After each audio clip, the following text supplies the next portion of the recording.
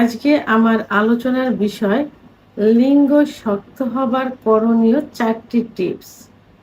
দেশের এবং প্রবাসের ভাই বোনদের প্রতি সালাম। আসসালামু আলাইকুম। আমি প্রভাষক ডাক্তার রিক্তা পারভিন, হোমিওপ্যাথি এবং আয়ুর্বেদিক চিকিৎসক।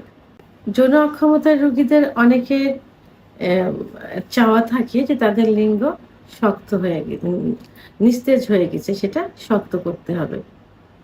তা এই শক্তটা যে হয় না, কেন হয় না এ বিষয়ে কারোর ধারণা নেই। সবারই ধারণা যে নরম হয়ে গেছে, শক্ত করতে হবে। মূলত লিঙ্গের ভিতরে কি থাকে? কোনো হাড় বা বোন থাকে না, থাকে শুধু রক্তনালী এবং মাংস। যে রক্তনালীর ভিতর দিয়ে রক্ত চলাচল করে, যার কারণে লিঙ্গ বড় হয়, মোটা হয়। এটাই কিন্তু মেন। তাহলে লিঙ্গ বড়, মোটা, শক্ত করতে হলে ব্লাড সার্কুলেশনটা সঠিকভাবে করতে হবে। আর এই ব্লাড সার্কুলেশনটা কিভাবে করতে হবে? সবাই চিকিৎসা নেয় সাধারণত। চিকিৎসার মাধ্যমেই এটা ঠিক হয়। বিশেষ করে পুরুষের যে হরমোন টেস্টোস্টেরন হরমোন কমে গেলে যৌন অক্ষমতা আসে। লিঙ্গ শক্ত না হয়, এটা যৌন অক্ষমতার একটা পার্ট, অর্থাৎ উত্থানজনিত সমস্যা।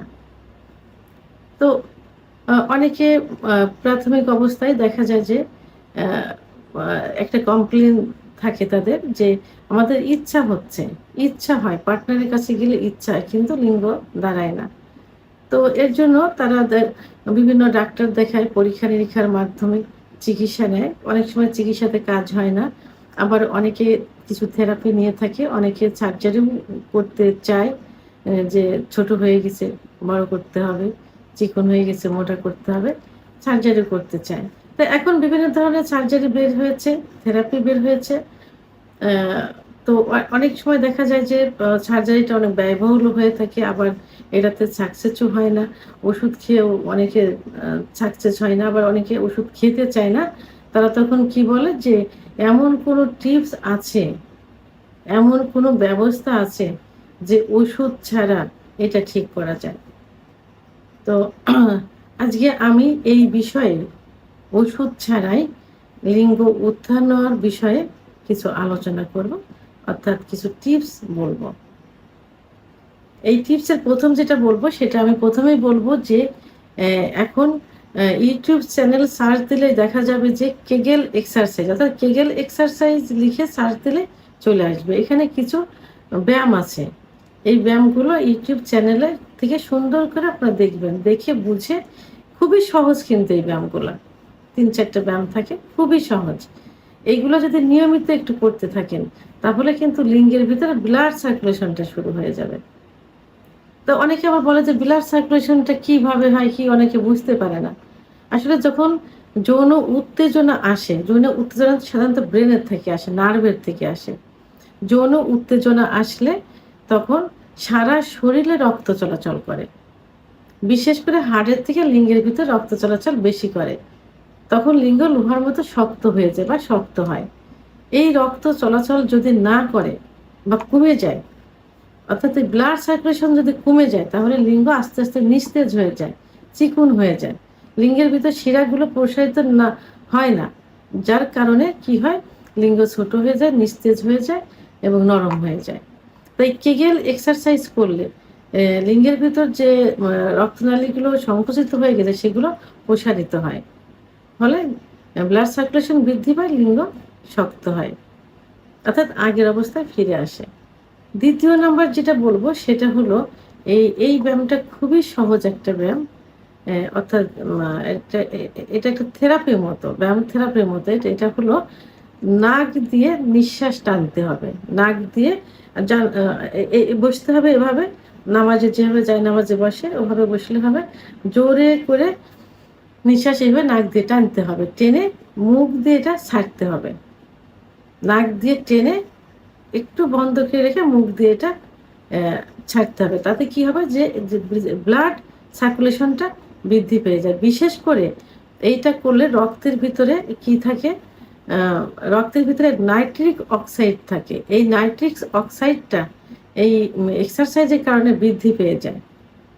আর এই নাইট্রিক অক্সাইডটা অতিরিক্ত বৃদ্ধি হওয়ার কারণে লিঙ্গের ভিতরে যে শিরাগুলো থাকে এই শিরাগুলো প্রসারিত করতে সাহায্য করে এই নাইট্রিক অক্সাইড।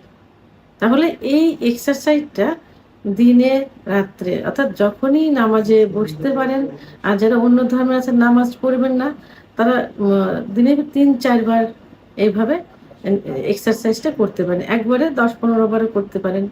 নাক দিয়ে টানতে হবে, মুখ দিয়ে ছাড়তে হবে। এটা খুব সহজ একটা থেরাপি। অর্থাৎ 3 নম্বর যেটা সেটা আমি বলবো যে আরেকটা এক্সারসাইজ, এটা খুব সহজ। এটা হলো যে উঠতে হবে, বসতে হবে, উঠতে হবে, বসতে হবে। এতে কি হবে, নির্মাঙ্গের নিচের দিকে ব্লাড সার্কুলেশনটা বৃদ্ধি পেয়ে যাবে। বিশেষ করে লিঙ্গের ভিতর ব্লাড সার্কুলেশনটা বৃদ্ধি পেয়ে যাবে।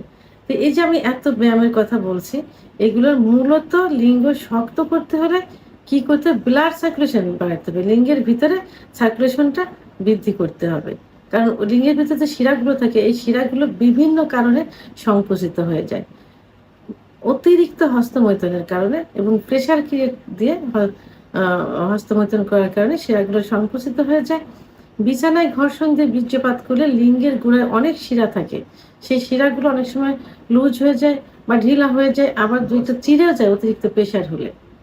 তো এইসব কারণে লিঙ্গের শিরাগুলো সংকুচিত হয়ে যায়। এই এক্সারসাইজগুলো করলে সেগুলো ব্লাড সার্কুলেশনটা বৃদ্ধি পেয়ে যায় এবং আস্তে আস্তে যে শিরাগুলো এটা প্রসারিত হতে থাকে।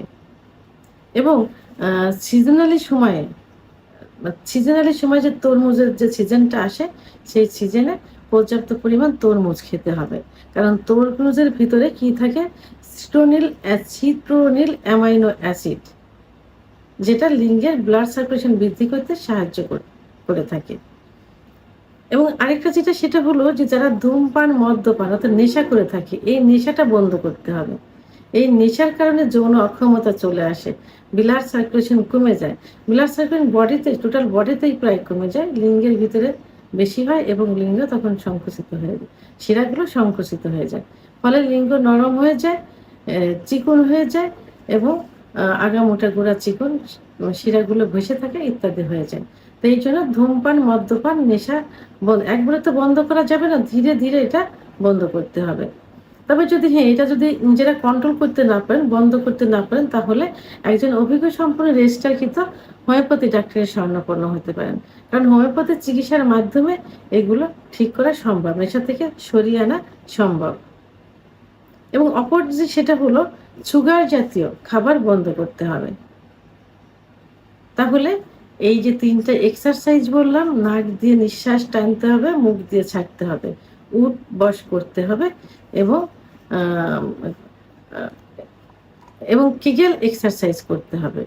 এই 3টা এক্সারসাইজ আয়ত্ত করতে হবে, নিয়মিত করতে হবে। আর যে খাবার তরমুজ খেতে বললাম এটা খেতে হবে, ধূমপান বন্ধ করতে হবে, সুগার জাতীয় খাবার বন্ধ করতে। এগুলো যদি একটু কন্ট্রোল করা ঠিক মতো করা যায় তাহলে কিন্তু লিঙ্গ